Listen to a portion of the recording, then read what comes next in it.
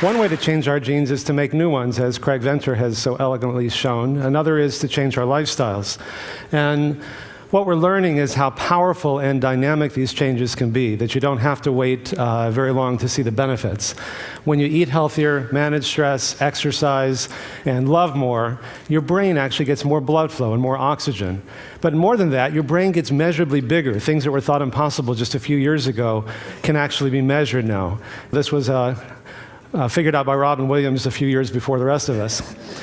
Now, there's some things that you can do to make your brain grow new brain cells. Some of my favorite things like chocolate and tea, blueberries, alcohol in moderation, stress management, and cannabinoids found in marijuana.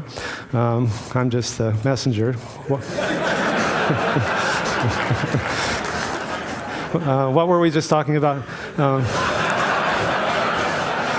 And other things that can make it worse. It can cause you to lose brain cells, the usual suspects like saturated fat and sugar, nicotine, opiates, cocaine, too much alcohol, and chronic stress. Your skin gets more blood flow when you change your lifestyle, so you age less quickly. Your skin doesn't wrinkle as much. Your heart gets more blood flow. We've shown that you can actually reverse heart disease, that these clogged arteries that you see in the upper left, after only a year, become measurably less clogged. And the cardiac PET scan shown in the lower left, the blue means no blood flow. A year later, orange and white is maximal blood flow. We've shown you may be able to stop or reverse the progression of early prostate cancer, by extension, breast cancer, simply by making these changes.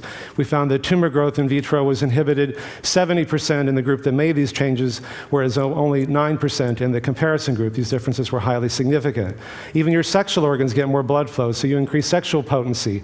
One of the most effective anti-smoking ads was done by the Department of Health Services, showing that nicotine, which constricts your arteries, can cause a heart attack or a stroke, but it also causes impotence. Half of guys who smoke are impotent. How sexy is that?